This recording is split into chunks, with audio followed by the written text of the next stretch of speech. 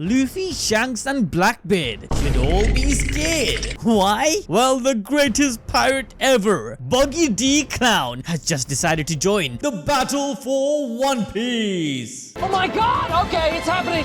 Everybody stay calm! What's the procedure, everyone? What's the procedure? Stay calm! And with how the story is shaping up right now, our battle royale theory at Laugh Tale is coming into fruition. Those of you who have dinged that notification bell should know that our Birds Deep Future Sight have deduced that BUGGY will actually be the next Pirate King. Bro, what are you talking about, man? BUGGY's secret confidence ability to fail upwards trumps even Luffy's main protagonist powers. You know, he actually has a pretty good chance when you think about it. Like, my guy has the backing of Mihawk, who could go toe-to-toe with Shanks, Crocodile, who was ready to throw hands with even Whitebeard and Marineford, and countless deadly escapees from Impel Down. So he at least has a better chance than Kid and Law, who both got fodderized. And that's a fact. However, someone else who was revealed to be completely fodderized in chapter 1082 is T-Bone. Who? Come on, he's the rare admiral Zoro fought during Water 7. Who? Remember, Zoro split the sea? Well, he did that against this guy. Zoro even had respect for him and felt bad he couldn't protect him against the sea, as saving his Nakama took priority. But according to the newspaper headline, he got killed by a random civilian looking to cash in on the marine bounty put on by Cross Guild. Sengoku is saddened by this news, as T-Bone was a righteous marine who put his life on the line for the civilians, yet he got backstabbed by these very people.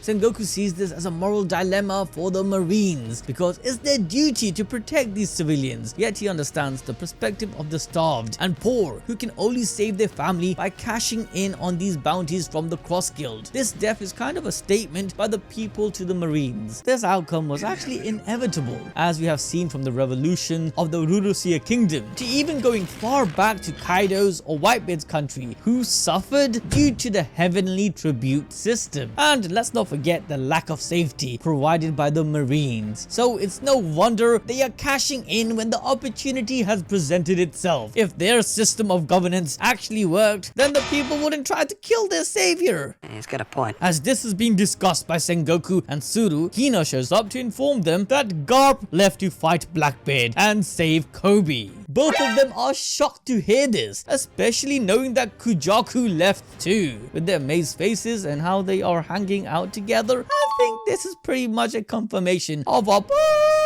deep theory that Kujaku is Sengoku and Suru's granddaughter. But this confused look by them also tells us that HQ might not have been informed of Garp's action because, remember, swords have their own individual authority inside the Marines. Now we then jump to Karai Bari Island, the base of Cross Guild, where BUGGY is giving money to the family of the man that killed T-Bone. Another interesting thing BUGGY does is grant protection to this man from the Marines. This is quite genius. If you are a civilian and gain protection from a Yonko, you are more likely to execute a Marine for some cash. This bounty must be so annoying to deal with. Imagine you are on a new island, got a hotel room, and then you gotta worry about the hotel staff trying to murder you in your sleep, which is likely how T-Bone died. Just look at this killer. He is a sickly old man who can barely stand. You really think he won in a fair fight? No. We then see just how revered BUGGY is by the entire Cross Guild. They see him as a deity, where even getting an audience with him is a great privilege. But this admiration from the crew is suddenly contrasted by his real position in Cross Guild, as he gets beaten up by Mihawk and Crocodile for making this ship clown themed. This guild literally idolized BUGGY to the point of making his face the figurehead for their master ship. And to be fair, I can't even blame BUGGY because it's not really his fault. And plus, why the heck did Mihawk and Crocodile even rely on BUGGY for this task? Regardless, after giving him some parental beatings, we see BUGGY tied up in the conference room where Mihawk and Crocodile discuss their plan to create a utopian military state which cannot be threatened by force. This is a throwback to Crocodile's original goals with Alabasta, but instead of executing it on the expense of normal civilians, he is now now depending on riffraffs, pirates and vagabonds. And Mihawk, well, he just wants to live out his life in peace without pesky marines coming after him, when all he's trying to do is drink his sake. And Buggy, well, he's just being used and abused. Since Buggy has the name of Emperor, he is being used by them as a shield against the annoying attacks of the marines, as they are wanted criminals worth billions. This is similar to how everyone had to think twice before going after someone affiliated with a Yonko. Let's not forget that even CP0 and the Navy needs permission to even go after Luffy just because of this status. So yeah,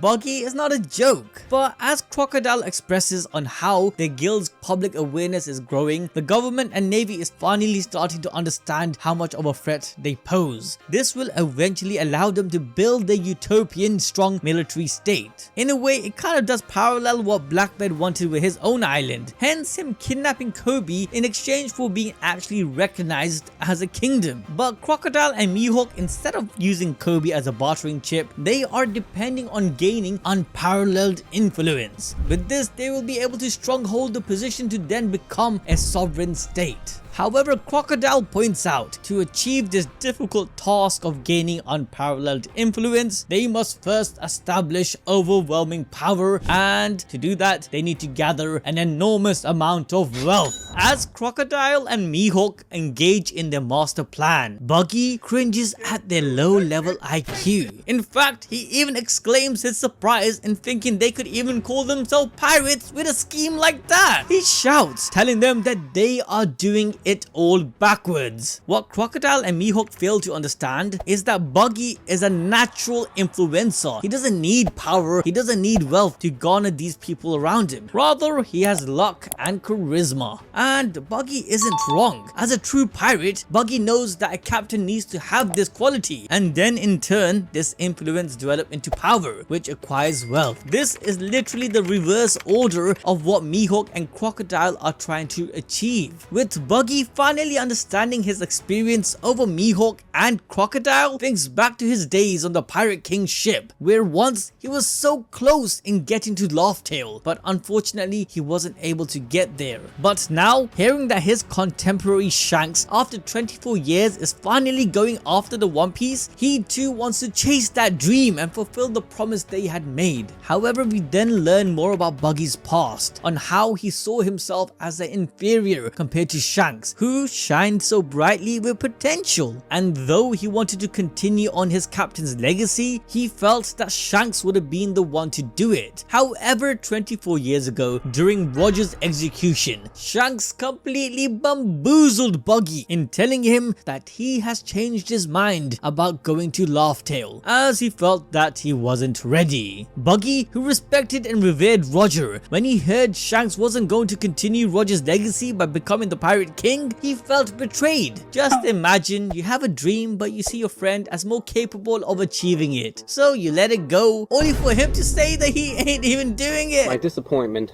is immeasurable. Using this disappointment as an excuse, he called Shanks a coward and didn't become his subordinate. But now that Buggy is an emperor with a powerful crew of his own, he thinks he too can become the Pirate King. In a way, Buggy's situation is similar to that of Shanks 24 years ago, with his own crew being the representation of Buggy, who held deep admiration. So in his eyes, if he doesn't join the race now, this time he will be the coward. So Buggy D Clown, with his newfound spirit, declaring that now, either by luck or chance, he is on equal footings with Shanks, so he will go ahead and say it. He will become the king of pirates. Wealth, power, why stop there when they can have it all? Let's go for it and claim the ultimate treasure, One Piece. However, this obviously doesn't convince Mihawk and Crocodile, who literally shuts Buggy's dream down. They remind him they are the ones using Buggy, not the other way around. There is no way they will waste their energy in fighting the other Yonkos for his delusions. But Buggy once again reminds them that he is playing chess whilst they are playing checkers. this as he counters he has a plan. They won't be fighting all the other players to reach Laugh Tale. All they will have to do is simply go out with them. Whilst everyone is fighting, they will be doing the actual treasure hunt. This is big brain time.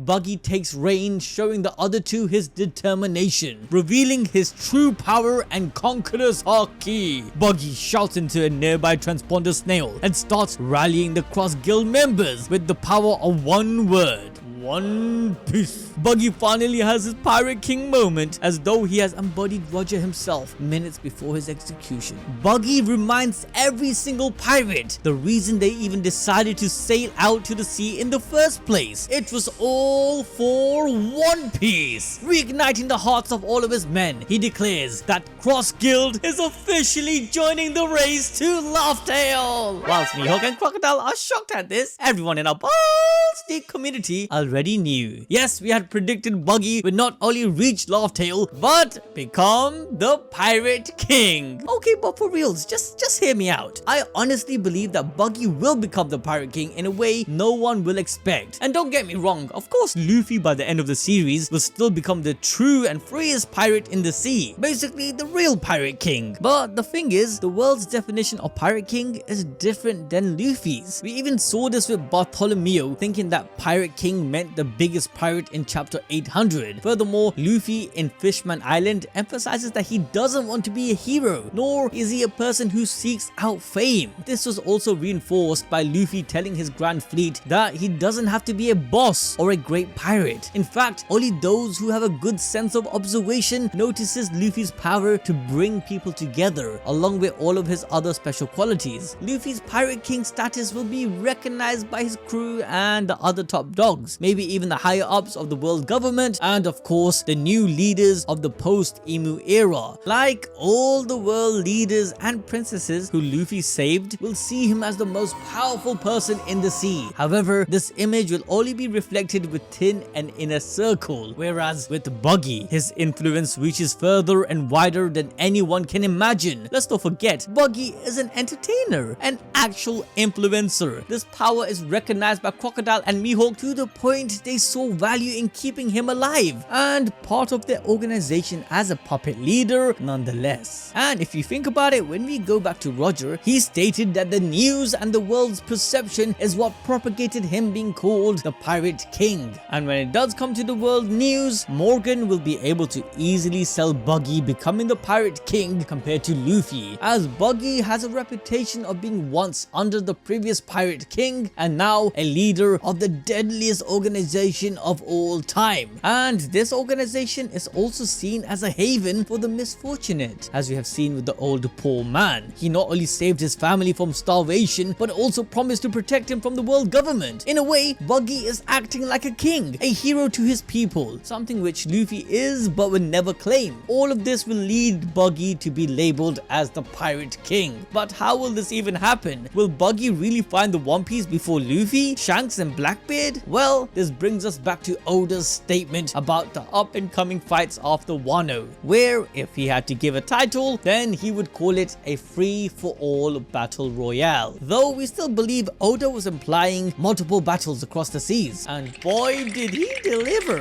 Blackbeard versus Law, Shanks versus Kid, Garp versus Kuzan, like it was all over the place. But what if this statement also inferred an actual Yonko Royal Rumble? And what better place to have it in than Laugh Tale itself? Like, come on, 3 out of 4 Yonkos nearly have all 4 road poneglyphs. The only thing left is finding the final one, which is assumed to be with the man with the burn mark. But now you lot are probably thinking, how will Buggy get to Laugh Tale? He doesn't have any poneglyphs. Well, here's the thing, Buggy is not stupid as he looks. He has already been to Laugh Tale's vicinity and likely knows where it could be. All he needs is a strong crew to get past the sea's hurdle, which he has, and then camp where he last left off, waiting for either one of the Yonkos to run past so they can just follow them to the actual destination. This is something Buggy could easily do now. Reaching Laugh Tale together with Luffy, Shanks and Blackbeard will tie the story all together, as I'm sure it will have treasures that all of these pirate crew desire in some way. Laugh Tale's location will have to be also publicly exposed, along with the true history of the world. Crocodile and Mihawk will want to establish their utopia by the end of the series, series, but like all politicians, they will still need Buggy to be the puppet leader, and after realizing that Buggy is in fact a really great influencer, they wouldn't see him as a burden but as an asset. However, this utopia will end up becoming a safe haven for actual pirates who the Neo government that will be formed will still deem a threat. This safe haven would in turn act as a kingdom, implying their leader is in fact a king. So Buggy not only will become the pirate king in the public's perception, but also a king in the eyes of pirates. But as we get back to the chapter, Oda reveals that SABO is alive. Cheating करता है तू. Come on, no one really thought he actually died. This is One Piece! And just as we predicted, SABO was already on his ship outside of Rurusia Kingdom alongside Moda. He made his way back to Kamabaka Kingdom where we get to see some of the new revolutionaries, specifically the wise captains of each army divisions. They do look quite strong and a lot of them have some odd traits. Take for instance this baddie named Iru. I'm definitely butchering her name, but she has a robotic arm which I'm sure can shoot lasers or shit. Yep, very likely that she lost this arm due to the government. Then there is Ushi Ono, who looks to be a mink or maybe just a talking cow. Moo. Then there's also Mr. Potato Head. Yep, Gimbi. Look, I cannot pronounce this guy's name. But finally, we have Jiron, who enjoys eating anything, even a telescope. Now, as everyone is hyped to see SABO alright, he goes straight into his secret discussion, only with Ivankov and Dragon. First, Dragon apologizes for losing Kuma, you know, after SABO's hard work in rescuing him. They suggest that likely he ran away due to a failed switch programming to return back to Marijoa. But SABO gets right to the point, revealing the events at the reverie. It isn't something he can tell even the top commanders of the revolutionary army because their lives will be in danger. This gives us a massive hint he knows about Imu-sama, who sits at the empty throne of the world. However, just as SABO is about to reveal the good stuff. Oh, the end of the chapter. Yep, that's it guys. But if you guys want to know about Imu and the secret SABO is about to reveal, then smash the like button and get this video over 10,000 likes. And I'll make sure to make a dedicated video on Imu D Judas.